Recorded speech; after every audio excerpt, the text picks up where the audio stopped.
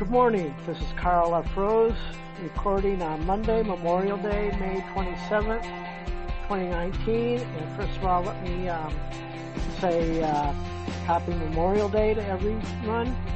And this is a special time of year because my birthday is on the 31st, so my birthday is in a few days. So anyway, thank you. Thank you to all the veterans and all the first responders and everyone who has been out there helping us. Anyway, today's Monday morning video podcast. I've got an incoming message coming in. All right, hold on. Okay, I'll have to get back to my message. Anyway, before we get going on today's podcast, I just want to describe a little bit, since my podcast is new, I want to kind of describe how the layout on my YouTube channel is and how the playlist, it's going to be very basic on my YouTube podcast channel, and if you're not subscribed to that channel, if you're listening to this on my YouTube channel, please hit the subscribe button and the bell notification. That way you'll be notified every Monday, as I do podcast every Monday. Eventually it will be every day. But the breakdown on this, since my main channel has all kinds of playlists, this is going to have 4 playlists, and have basically photography, video, and since today's topic is going to be about YouTube stuff, it'll be fall into that playlist. And they have a health playlist, both for animals and human health, and then sports playlist, particularly Detroit sports. But if there's something big, I'll put that in there. And then general news. And not really controversial news. There are some subjects that I want to just kind of stay away from, just because I consider it in bad taste. So it's going to be news, sports, photo, video, and health, that sort of thing. As you know, I did something about living with dystonia on one of my previous podcasts. Be sure to check that out if you haven't listened to it yet. Anyway, let's get on to it. YouTube, the title is, this is going to be YouTube changes, the frequent changes in the community, the changes on the social side, and the changes on the platform side, the technical side. There's one thing in particular that I'll get into in a little bit here. A recent change that's going to come up in August, but let's go back a little bit. Go back to 2016. YouTube is through the years they've made periodic updates. They have to really to keep up with the times on the technical side, because technology is changing. Okay, changes constantly. So in order for the platform to run smoother, to keep a smooth running platform without any downtime or downtime for maintenance or anything, they really have to keep changing their platform and updating it so that way it has a smooth ongoing process. So as much as all of us hate change, I hate change as much as anybody else, but you learn to live with it. And that's kind of what I'm doing now. I'm realizing that there's going to be changes, big changes in the beginning of the year, and then smaller changes throughout the year. And just be ready for it. Just be, don't get too set into a thing, because YouTube is going to change, and it's not because they're picking on particular channels or anything like that. It's just because they have to. That's the technical side, and then the social side. We have different presidents, different administrations, laws changing, social things, and on their community side. So as social things change, YouTube needs to constantly change their community guidelines and their terms of service, and that's just the way it goes. It has to be that way. As some of you know, my channel was temporarily, for about 8 hours or so, completely suspended because I got this message, and then I went in there and I saw the message in my email and it said it was suspended due to excessive spamming and this and that. I went through all the appeals, and I did a video on this, so I'm not going to rehash anything. Anyway, I just went through the proper appeals process and reached out to some of the channels that I'm in constant contact with, some bigger channels, and I did a shout-out video and thanked all the people that helped me. So my channel was down for 8 hours, but it came back up later in the day. The point is, as I said, these changes are necessary. We all don't have to agree with them, but the one particular change that I want to mention that's coming up in August is like the live subscriber count. There's and a lot of you are going to say, well, you're a smaller channel, so of course this isn't going to bother you. I think it's okay. I think they need to do this, and here's why. They're abbreviating the subscriber count, but there's a lot of channels out there, mainly the bigger channels, because if you're in the millions of subscribers, I only have 776 subscribers, so that subscriber count is going to stay there. But what they're doing is they're keeping the accurate count inside the creator studio beta creator. So as a creator, you dig into your channel, you can see exactly where you're at. But what I'm getting at, and I have a feeling, and this is just my opinion, but I think they're doing it because of this, and I think it's a good thing. They had all these, there's a lot of people that were doing the T-Series and PewDiePie series, then they compared other channels. So what they did is they were doing these live streams, and just having these live streams go on for hours and hours and hours of just these calculations. Well, who knows what they're doing behind the scenes while the live stream is going. They might be doing other things. To me, that seems like it's like an automated bot kind of system, where, because these channels would start from nothing, then all of a sudden because people would see these subscriber counts, and then they would subscribe to the channel, and in a few hours these channels would go from practically nothing to automatically having and qualifying for monetization, that sort of thing. And I can see why YouTube, in a sense, is kind of cracking down on that, or they're just changing it a bit.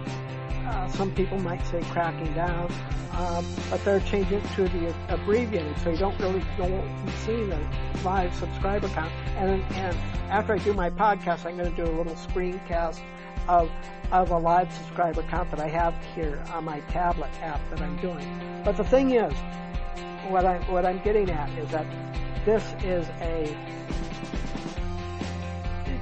to me, it seems like, if I was one of these people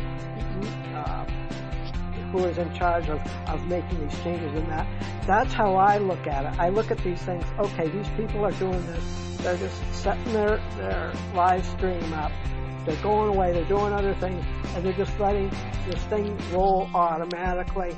And that's just like having an automated, or just to me, it kind of violates the terms of service of YouTube. It's kind of like doing not really a sub for sub, but an automated system where you're just tracking down, gaming the system is what I want to say. Now, a lot of you might not agree with that. especially if you're a bigger channel, but this abbreviated thing, I think it'll work fine. And here's another thing, going back to 2016,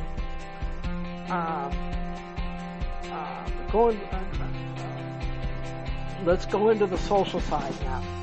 Back in 2016, even though I was aware of all the changes, what really got me going onto watching the regular changes was because it was a silly mistake on my part. It was kind of on the technical end.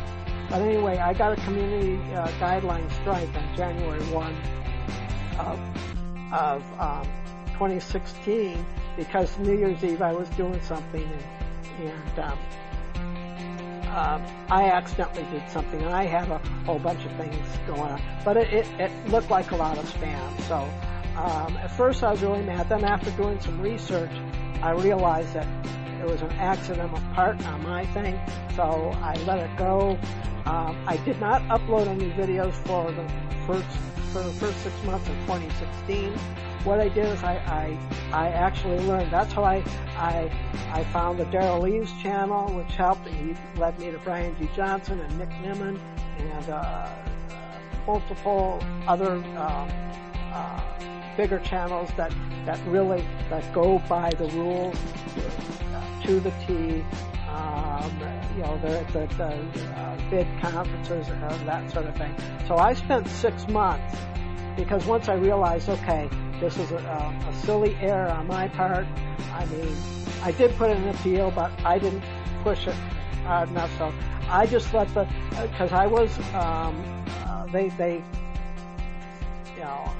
my channel was not taken down. I had a strike, but there were certain things I couldn't do for a certain amount of time. But after the 6 months was up, then I got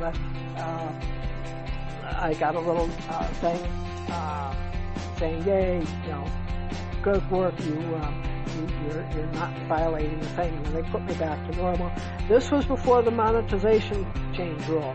Now, when in 2018 when they changed the monetization thing, and this actually turned out to be good for me, even though I'm no longer monetized. But prior to that, it was more like a kick in the gut to my ego. It hurt my ego more than anything, because realistically, before they made the 1,000-hour thing, 1,000-hour watch time, and a minimum 1,000 subscribers to be eligible for the partner program. Before that, I was spending more time on going into my YouTube, not really thinking of the content, but I was going, and the first thing I was doing was looking at whether or not I had any green stars or yellow stars or actually grayed out. And I was spending so much time on those little green dollar signs and the little yellow dollar signs. And really, when I became demonetized, all I lost, my channel was not that big. So if I was getting any kind of income, it would have been like $4 a year. Okay, excuse me.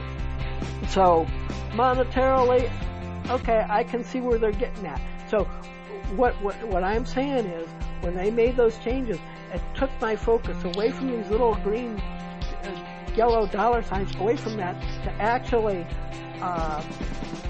looking into the system and learning the system and looking at my content. And I still have a long ways to go. I'm still not a very good YouTuber. I'm more of a still photographer. So there's still a lot more to learn, and the longer I've been at YouTube Studio Beta, I made YouTube Studio Beta my default setting in August of 2018. And if any of you here are still using Classic, I suggest that you make your changes to Studio Beta as your default, because 2019, this year, YouTube will be taking away Classic. So I've been approaching a year on Studio Beta, and I still have a lot to learn. But I can actually look at each individual individual video, and I can see what one's doing what, and there's still a ton to learn on that. But this is a good thing, even though I'm not monetized or anything. What I'm saying is these changes on YouTube are absolutely, positively necessary. And as much as a lot of us may or may not like the changes, even the bigger channels grumble at some of the changes, from big to small.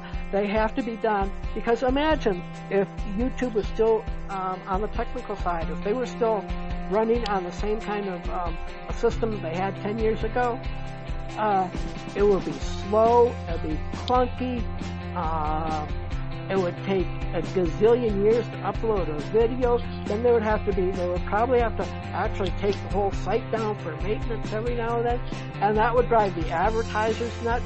Nobody wants the platform to be completely down for like a day or even like 4 or 5 hours where nobody can do anything. So it's important for YouTube to keep constantly with these little updates, so that way the platform itself can run continuously and run smoothly, and that way there's no interruption. Because